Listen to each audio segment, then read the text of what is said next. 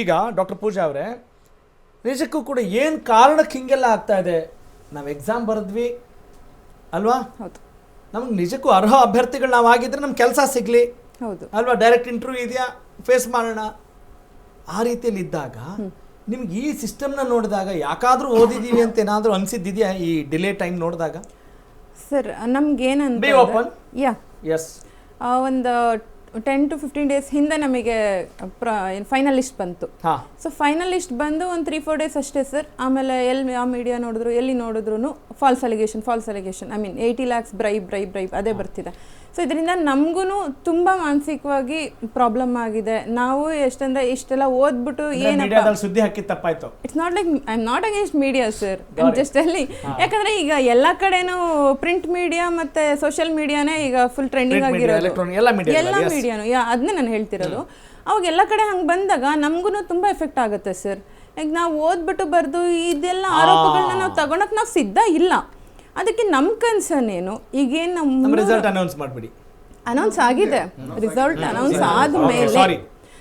Announce ಆದಮೇಲೆ ಬಂದಿರೋ allegations ಇದು. ಸೊ ನಮ್ಮದು ನಾವೇನು ಜೆನ್ಯೂನ್ ಕ್ಯಾಂಡಿಡೇಟ್ಸ್ ಇದ್ದೀವಿ, ನಮ್ದೇನು ಬೇಡಿಕೆ ಇದೆ ಅಂತಂದರೆ, ನಮ್ಮ ಬೇಡಿಕೆ ಇಷ್ಟೇ ಸರ್. ಈಗ ಇನ್ವೆಸ್ಟಿಗೇಷನ್ ಆಗಬೇಕಾ, ಆಗಲಿ sir, we are all ready. Investigation ಆಗಲಿ, ಅದರಲ್ಲಿ ಏನು ಸತ್ಯಾಸತ್ಯತೆಗಳು ತಿಳಿದು ಬರುತ್ತೆ, ಅದ್ರ ಪ್ರಕಾರ according to the court of law move ಮಾಡೋಣ. ಆದರೆ ಏನು ಯಾರು ಜೆನ್ಯೂನ್ ಕ್ಯಾಂಡಿಡೇಟ್ಸ್ ಅಂತ ಇದ್ದಾರೋ ಅವ್ರಿಗೆಲ್ಲ ಆರ್ಡರ್ ಕಾಪಿ ಕೊಟ್ಟು ಬೇಗ ನಾವು ನಮ್ಮ ಇಲಾಖೆಗೆ ಸೇರಿಕೊಂಡು ನಾವು ಸೇವೆ ಸಲ್ಲಿಸಬೇಕು ಅಂತ ಕಾಯ್ತಾ ಇದ್ದೀವಿ. ಇದಿಷ್ಟು ನಮ್ಮ ಕನ್ಸರ್ನು. ಬಟ್ ಇದನ್ನ ಹೆಂಗಾಗುತ್ತೆ ಅಂದರೆ, ಈಗ ತುಂಬ ಡ್ರ್ಯಾಗ್ ಮಾಡ್ತಾ ಹೋಗ್ಬಿಟ್ರೆ ತುಂಬ ಲೇಟ್ ಆಗುತ್ತೆ ಸರ್. ಆಲ್ರೆಡಿ ನಮ್ಮ ಡಿಪಾರ್ಟ್ಮೆಂಟಲ್ಲಿ 9 ವರ್ಷ ಆಗಿದೆ ರಿಕ್ರೂಟ್ಮೆಂಟ್ ಆಗಿ. ಹೇಳಿದ್ದೀವಿ ಸರ್, ಎಲ್ಲ ಹೇಳಿದ್ದೀವಿ ಸರ್. 9 ವರ್ಷ ಆಗಿದೆ ನಮ್ದ್ರಲ್ಲಿ ರಿಕ್ರೂಟ್ಮೆಂಟ್ ಆಗಿ. ನಮ್ಮದು ಡೈರೆಕ್ಟ್ ರಿಕ್ರೂಟ್ಮೆಂಟ್ ಇತ್ತು first, according to the CGPA direct recruitment ಇತ್ತು. ಸದ್ಯ ಗೊತ್ತಿಲ್ಲ ಅಂದಿಲ್ಲ ಅಲ್ಲ ಅವರು? ಇಲ್ಲ ಸರ್, ಓಕೆ, ಡೈರೆಕ್ಟ್ ರಿಕ್ರೂಟ್ಮೆಂಟ್ ಇತ್ತು. ಅದನ್ನ KPSC ಮಾಡೋಣ ಅಂತ KPSC ಕೊಟ್ರು. ಈ KPSC ಎಕ್ಸಾಮ್ ಅದೇ ಇದ್ದಿದ್ದು ಸರ್. ಫಸ್ಟ್ ಇಂದನೂ ಫಸ್ಟ್ ಮಿಸ್ಟೇಕ್ ಏನು ಗೊತ್ತಾ, ಈ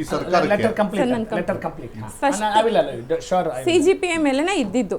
ಅದನ್ನ ಫ್ಯೂ ವೆಟ್ಸ್ ನಮ್ಮವರೇನೆ ತಗೊಂಡೋಗ್ಬಿಟ್ಟು KPSC ಕೊಟ್ರು. ಲೈಕ್ ಕೇಸ್ ಹಾಕಿ ನಮ್ಮವರನ್ನೇ ಅಂದ್ರೆ ವೆಟ್ಸ್ ಓಕೆ KPSC ಕೊಟ್ಟರು. ಆಯಿತು, KPSC ಕೊಟ್ರಲ್ವಾ, ನಾವು KPSCಲೇ ಬರೆದ್ಬಿಟ್ಟು ನಾವು ಪಾಸಾಗಿ ಅದರಲ್ಲೇ ಸೀಟ್ ತೊಗೋಣ ಅಂತ ಮತ್ತೆ 2 ವರ್ಷ ಓದಿದ್ವಿ.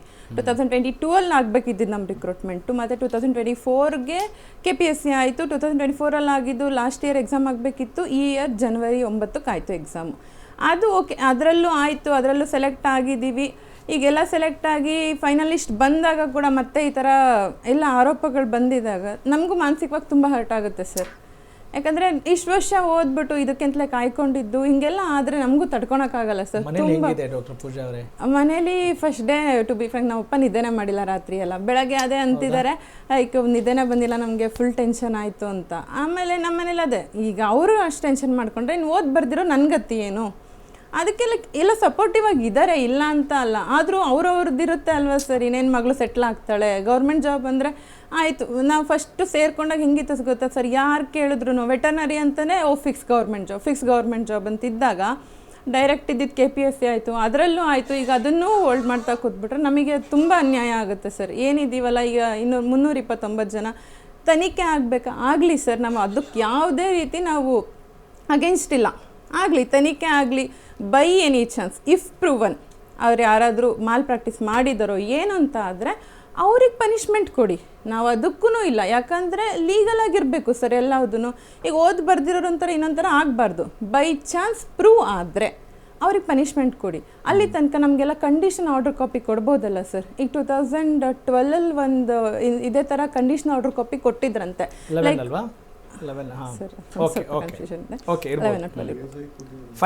ಆವಾಗ ಕಂಡೀಷನ್ ಆರ್ಡರ್ ಕಾಪಿ ಕೊಟ್ಟಿದ್ದಾರೆ. ಲೈಕ್ ಯಾರೋ ಸ್ವಲ್ಪ ಜನ ಮಾಲ್ ಪ್ರಾಕ್ಟೀಸ್ ಮಾಡಿದ್ರು ಅಂತಿದ್ದಾಗ ಅವರಿಗೆ ಲೈಕ್ ಎಲಿಮಿನೇಟ್ ಮಾಡಿ ಮಿಕ್ಕಿದವ್ರು ಕೊಟ್ಟಿದ್ರಂತೆ. ನಾವು ಕೇಳ್ತಿರೋದು ಇಷ್ಟೇ, ನಾವು ಯಾರು ಪರನೂ ಇಲ್ಲ, ಯಾರು ವಿರೋಧನೂ ಇಲ್ಲ.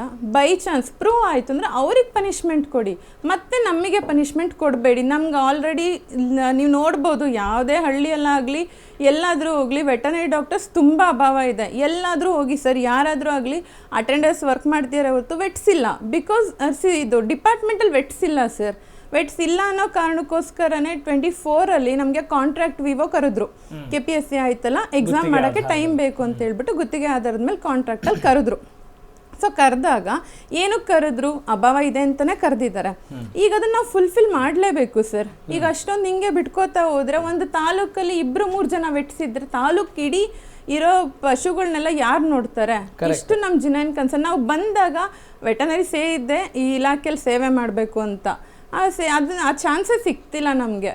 ಅದಕ್ಕೋಸ್ಕರ ಎಲ್ಲರೂ ಸೇರಿ ಎಲ್ಲರೂ ಸಪೋರ್ಟ್ ಮಾಡಿ ನಮಗೆ ಬೇಗ ಆರ್ಡ್ರ್ ಕಾಪಿ ಕೊಡಿಸಿ ನಾವು ಬೇಗ ಡಿಪಾರ್ಟ್ಮೆಂಟ್ ಒಳಗೆ ಬಂದು ನಾವು ಕೆಲಸ ಮಾಡೋ ರೀತಿ ಸಹಕರಿಸ್ಬೇಕಷ್ಟೇ ಸರ್. ಈಗ ಉಪಮುಖ್ಯಮಂತ್ರಿಗಳೇ ನಿಮಗೆ ಆಶ್ವಾಸನೆ ಕೊಟ್ಟಾಗ ಎಲ್ಲರೂ ಕೂಡ ಅದಕ್ಕೆ ಆಯ್ತು ಅಂತ ಒಪ್ಕೊಂಡು ಬಂದ್ರ, ಅಥವಾ ನಮಗಿನ್ನೂ ನಂಬಿಕೆ ಸಾಕಾಗಲ್ಲ ಅಂತ ಏನಾದ್ರು ಹೇಳೋರಿದ್ರ? ಮುಖ್ಯಮಂತ್ರಿಗಳ ಅಂಡರಲ್ಲಿ ಬರುತ್ತೆ, ಮಾತಾಡ್ತೀವಿ ಅಂತ ಹೇಳಿದ್ರು, ಅಷ್ಟೇ ತಾನೇ ಹೇಳಿರೋದು? ಅವ್ರಿಗೆ ಕನ್ವೆ ಮಾಡ್ತೀನಿ, ನಾವು ಸ್ಟೂಡೆಂಟ್ಸ್ ಪರವಾಗಿ ಇರ್ತೀನಿ ಅಂತ ಹೇಳಿದ್ರು ಸರ್. ನಾವು ಏನು ಹೇಳಿದ್ವಿ ಅಂತಂದ್ರೆ, ಸರ್ ಹಿಂಗೆಲ್ಲ ಪ್ರಾಬ್ಲಮ್ಸ್ ಆಗಿದೆ, ಸೊ ಏನಾದರೂ ಈಗ ತನಿಖೆ ಆದರೆ ಯಾರಿಗೆ ತನಿಖೆ ಆಗಿ ಅದರಲ್ಲಿ ಯಾರಾದರೂ ಪ್ರೂವ್ ಆದರೆ ಅವ್ರಿಗೆ ಶಿಕ್ಷೆ ಕೊಡಿ ಸರ್, ಪರವಾಗಿಲ್ಲ. ಬಟ್ ಏನು ಜಿನೈನಾಗಿ ಹಾರ್ಡ್ ವರ್ಕ್ ಮಾಡಿ ಬರ್ದಿರ್ತೀವಲ್ಲ, ಅವ್ರಿಗೆ ಯಾರಿಗೂ ಮತ್ತೆ ಪ್ರಾಬ್ಲಮ್ ಮಾಡಬೇಡಿ. ನಮ್ಮ ಕೋರಿಕೆ ಇಷ್ಟೇ, ಆದಷ್ಟು ಬೇಗ ನಮಗೆ ಆರ್ಡ್ರ್ ಕಾಪಿ ಕೊಟ್ಬಿಟ್ಟು ನಮ್ಮನ್ನ ಡಿಪಾರ್ಟ್ಮೆಂಟ್ ಒಳಗೆ ಕರ್ಕೊಳ್ಳಿ ಅನ್ನೋದಷ್ಟೇ ಸರ್. ಹೆಂಗೆ ಈಗ ಏನು ಟಾಕ್ ಇದೆ ಈ ವ್ಯವಸ್ಥೆ ಬಗ್ಗೆ? ಏನು ಟಾಕ್ ಇದೆ ನಿಮ್ಮ? ಸರ್ ನಾವು ಅದ್ರ ಬಗ್ಗೆ ಏನು ಯೋಚನೆ ಮಾಡಿಲ್ಲ ಸರ್. ನಮಗೆ ಸದ್ಯ ನಮ್ಮ ಪ್ರಾಬ್ಲಮ್ ಸಾಲ್ವ್ ಆಗಬೇಕು, ಎಲ್ಲರೂ ಸೇರಿ. ಈಗ ಏನೇನು ಹೈಯರ್ ಅಥಾರಿಟೀಸ್ ಇದಾರಲ್ಲ ಸರ್, ಎಲ್ಲರೂ ಸೇರಿ ನಮಗೆ ಸಪೋರ್ಟ್ ಮಾಡಬೇಕು ಅಷ್ಟೇ ಸರ್. ನಾವು ಯಾರ ಪರ ವಿರೋಧ ಏನೂ ಇಲ್ಲ ಸರ್. ನಮ್ಗೆಲ್ರೂ, ಯಾಕಂದರೆ ಸ್ಟೂಡೆಂಟ್ಸ್ ಅಂದರೆ ಎಲ್ರಿಗೂ ಗೊತ್ತು, ಎಲ್ಲರ ಮನೇಲೂ ಮಕ್ಕಳಿರ್ತಾರೆ, ಯಾರು ಹೆಂಗೆ ಓದಿರ್ತಾರೆ, ಎಷ್ಟು ಕಷ್ಟಪಟ್ಟು ಓದಿರ್ತಾರೆ. ಆಮೇಲೆ ಈ ಸ್ಥಾನಕ್ಕೆ ಬರೋದಕ್ಕೆ ಎಷ್ಟೆಲ್ಲ ತ್ಯಾಗ ಮಾಡಿರ್ತೀವಿ ನಮಗೆ ಗೊತ್ತು, ನಮ್ಮ ಪೇರೆಂಟ್ಸಿಗೆ ಗೊತ್ತಿರುತ್ತೆ ಸರ್. ಅದನ್ನ ಯಾವುದನ್ನು ನೀರಲ್ಲಿ ಹೋಮ ಮಾಡೋದು ರೀತಿ ಮಾಡೋದು ಬೇಡ. ಎಲ್ಲರೂ ಸಪೋರ್ಟ್ ಮಾಡಿ, ಎಲ್ಲರೂ ನಮಗೆ ಆದಷ್ಟು ಎಷ್ಟು ಸಪೋರ್ಟ್ ಮಾಡಬೇಕು ಎಲ್ಲ ಮಾಡಿಬಿಟ್ಟು ತನಿಖೆ ಬೇಗ ಮಾಡಿಸ್ಬಿಟ್ಟು ನಮ್ಮ ಪ್ರೋಸೆಸ್ನ ಫರ್ದರ್ ಪ್ರೊಸೀಡ್ ಮಾಡಿ ಅನ್ನೋದಷ್ಟೇ ಸರ್ ನಮ್ಮ ಕನಸನ್ನು. ನೀವು ಓದೋದ್ರ ಬಗ್ಗೆ ಶ್ರಮ ಹಾಕಿದ್ರೆ ನಿಮ್ಮ ಜೀವನದ ಭವಿಷ್ಯದ ಕನಸನ್ನ ನಿಮ್ಮ ತಂದೆ ತಾಯಿ ಇಟ್ಕೊಂಡಿರ್ತಾರೆ. ಹೌದು. ನಿಮ್ಮ ಅಮ್ಮ ಎಲ್ಲ ಏನು ಹೇಳ್ತಾರೆ ಈ ವಿಚಾರ ಬಂದಾಗೆಲ್ಲ? ಏನಿಲ್ಲ, ಲೈಕ್ ಅವ್ರಿಗೆ ಎಷ್ಟು ನೋವಾಗಿದೆ? ಪಾಸಿಟಿವ್ ಆಗೇ ಇದ್ದಾರೆ ಸರ್, ಏನೂ ಆಗಲ್ಲ, ಎಲ್ಲ ಒಳ್ಳೇದಾಗುತ್ತೆ ಅನ್ನೋ ಥರನೇ ಇದ್ದಾರೆ. ಆದರೆ ನಿಮಗೂ ಇರುತ್ತೆ ಸರ್, ಅಳಕಿದ್ದೇ ಇರುತ್ತೆ, ಯಾರಿಗಿರಲ್ಲ ಸರ್. ಈಗ ಫಾರ್ ಎಕ್ಸಾಂಪಲ್ ನಿಮ್ಮ ಮನೇಲೆ ಒಬ್ರು ಮಕ್ಕಳಿದ್ದು ಅವ್ರು ಇನ್ನೇನು ಸೆಲೆಕ್ಟ್ ಆಗಿದ್ದಾರೆ ಅನ್ನೋ ಟೈಮಲ್ಲಿ ಏನಾದ್ರು ಒಂದು ಬಂದ್ರೆ ನಿಮ್ಗೆ ಎಷ್ಟು ಹೆಂಗಿದೆ? That's what I am asking you. ನಿಜ ಇದ್ದೇ ಇರುತ್ತೆ, ಆದರೆ ಅವ್ರು ಯಾರು ನನ್ನ ಮುಂದೆ ತೋರಿಸ್ಕೋತಿಲ್ಲ ಸರ್. ಹೌದಾ? ಅವರೆಲ್ಲ ನನ್ನ ಮುಂದೆ ಪಾಸಿಟಿವ್ ಆಗಿದ್ದಾರೆ. ಬಿಕಾಸ್ ಅವ್ರು ಸ್ವಲ್ಪ ವೀಕ್ ಆದರೆ ಅದು ನನಗೂ ಎಫೆಕ್ಟ್ ಆಗುತ್ತೆ ಅಲ್ವಾ ಸರ್. ಹಂಗಾಗಿ ಅವರು ಏನು ಅಷ್ಟು ತೋರಿಸ್ಕೋತಿಲ್ಲ, ಹೋಪ್ ಫಾರ್ ದ ಬೆಸ್ಟ್ ಅನ್ನೋ ಥರನೇ ಇದ್ದಾರೆ. ಏನೂ ಆಗಲ್ಲ, ಕ್ಲೀನ್ ಚಿಟ್ ಕೊಡ್ತಾರೆ, ನೀವು ಹೋಗ್ತೀರಾ ಡಿಪಾರ್ಟ್ಮೆಂಟ್ಗೆ ಅಂತಲೇ ಇದೆ ಸರ್. ಮನೇಲಿ ಎಲ್ಲರೂ ಕೂಡ ನಿಮಗೆ ಆಶ್ವಾಸನೆ ಕೊಡ್ತಿದ್ದಾರೆ, ಅಂದರೆ ಒಂದು ಮಾರಲ್ ಸಪೋರ್ಟ್ ಅಂತ? ಮಾರಲ್ ಸಪೋರ್ಟ್ ತುಂಬ ಇದೆ ಸರ್. ಇಲ್ಲ ಅಂದ್ರೆ ನಾವು ಇಷ್ಟು ಬರೋಕ್ಕೆ ಆಗ್ತಿರ್ಲಿಲ್ಲ ಸರ್. 2019 UG ಮುಗ್ದಿದ್ದು ಸರ್ ನಂದು. 2019. ಓಕೆ. PG 7 years. PG ಮುಗ್ದಿದ್ದು 22. ಆಮೇಲೆ ವರ್ಕ್ ಮಾಡ್ತಿದ್ದೆ. ಅವಾಗಿಂದನೂ ಅವ್ರು ಮಾರಲ್ ಸಪೋರ್ಟ್ ಕೊಟ್ಟಿದ್ರಿಂದನೇ ನಾನು ಈಗ ಬರೆಯೋಕ್ಕಾಗಿದ್ದೆ. ಹೆಂಗೆ ಅನ್ಸುತ್ತೆ ಅವ್ರ ಮಾರಲ್ ಸಪೋರ್ಟ್ ಜ್ಞಾಪಿಸ್ಕೊಂಡಾಗ? ಅಂದರೆ ಇನ್ನೂ ನಾವು ಸರಿಯಾದ ರೀತಿಯಲ್ಲಿ ಫಲಿತಾಂಶ ಸಿಗ್ತಾ ಇಲ್ಲ ನಾವು ಅಂದ್ಕೊಂಡಂಗೆ ಅಂತ ಅನಿಸ್ತಾ ಇಲ್ಲ? ಅನ್ಸುತ್ತೆ ಸರ್, ಡೆಫಿನೆಟ್ಲಿ ಅನ್ಸುತ್ತೆ. ಅನ್ಸಲ್ಲ ಅಂತ ಹೇಳಕ್ಕೆ ರೀಸನ್ ಇರಲ್ಲ ಸರ್.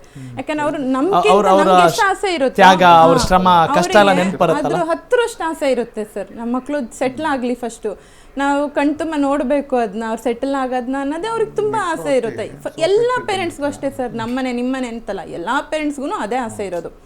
ಸೊ ಹಂಗಿದ್ದಾಗ ಅವ್ರಿಗೂ ಖುಷಿ ಸರ್. ಈಗ ಹೆಂಗೋ ಪ್ರೊವಿಷನಲ್ ಲಿಸ್ಟ್ ಬಂತಪ್ಪ, ಅದರಲ್ಲಿದೆ ಫೈನಲಿಸ್ಟ್ ಬಂತು, ಇನ್ನೇನು ಸಿಕ್ಬಿಡುತ್ತೆ. ಸಿಂಧುತ್ವ ಮಾಡಿಸ್ತಿದ್ವಿ ಸರ್ ನಾವು ಆಲ್ರೆಡಿ, ಹಿಂದುತ್ವ ಪ್ರೋಸೆಸ್ ಎಲ್ಲ ಮಾಡಿಸ್ತಿದ್ವಿ. ಹಂಗಿದ್ದಾಗ ಸಿಗುತ್ತೆ ಅಂತಂದಾಗ ಯಾರಿಗೆ ಹರ್ಟ್ ಆಗಲ್ಲ ಸರ್. ಹ್ಯೂಮನ್ ಟೆಂಡೆನ್ಸಿ ಅದು. ಯಾಕಂದರೆ ಇಷ್ಟು ವರ್ಷ ಕಾದಿರೋದೇ ಅದಕ್ಕೆ. ನಾನು 2014 UG ಜಾಯಿನ್ ಆದಾಗಿಂದ ನಾನು ಗೌರ್ಮೆಂಟ್ ಜಾಬ್ ಅದೇ ಇದೆ ತಲೆಯಲ್ಲೇ ಹೊರತು ಬೇರೆ ಏನೂ ಇಲ್ಲ. ಈಗ ಸಿಕ್ತು ಅನ್ನೋ ಟೈಮಲ್ಲೂ ಹಿಂಗೇನಾದ್ರು ಆಗಿಬಿಟ್ರೆ ನಮಗೂ ತುಂಬ ಸ್ಟ್ರೆಸ್ ಆಗುತ್ತೆ, ಟ್ರಾಮಾ ಆಗುತ್ತೆ, ರಾತ್ರಿ ನಿದ್ದೆ ಬರೋಲ್ಲ, ಎಲ್ಲ ಆಗುತ್ತೆ ಸರ್. ಏನು ಮಾಡೋಕ್ಕಾಗುತ್ತೆ, ಹ್ಯಾವ್ ಟು ಗೋ ಆನ್ ಅಷ್ಟೇ. ನಿಜ, ಇಂಥ ಒಂದು ವ್ಯವಸ್ಥೆಯಲ್ಲಿ ಇದ್ದೀವಿ ಅಂತ ಹೇಳಿದಾಗ ನಾವು ತುಂಬ ಗಟ್ಟಿಯಾಗಿರಬೇಕು ಅಂತ ಅನಿಸುತ್ತೆ.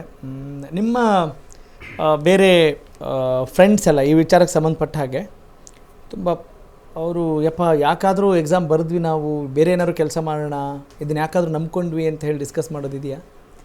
ಇರುತ್ತೆ ಸರ್ ಅದು. ಹೌದಾ? ಅಂದರೆ ಈಗ ಎಲ್ಲರಿಗೂ ನಮಗೇನು ಒಂದು ಬೇಜಾರು ಅಂದರೆ ಡೈರೆಕ್ಟ್ ಇದ್ದಿದ್ದನ್ನು KPSC ಕೊಟ್ಟರು ಅನ್ನೋದು ಒಂದು ಕಡೆ ಆದರೆ KPSC ಸೆಲೆಕ್ಟ್ ಆದರೂ ಕೈಗೆ ರಿಸಲ್ಟ್ ಬರ್ತಿಲ್ಲಲ್ಲ ಅಂತ. ಅದೇ ಸರ್ ಕೈಗೆ ಬಂದಿದ್ದು ಬಾಯಿಗೆ ಬಂದಿಲ್ಲ ಅಂದರೆ ಹರ್ಟ್ ಆಗೇ ಆಗುತ್ತೆ ಸರ್ ಯಾರಿಗಾದ್ರೂ.